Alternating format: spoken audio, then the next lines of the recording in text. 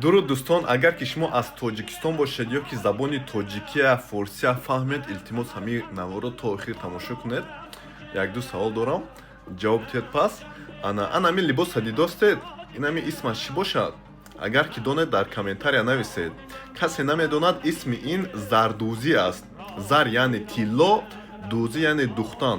Тиллодӯзӣ, зардӯзӣ яке либосони қадимтарини Тоҷикистон аст, фарҳанги тоҷикона аст.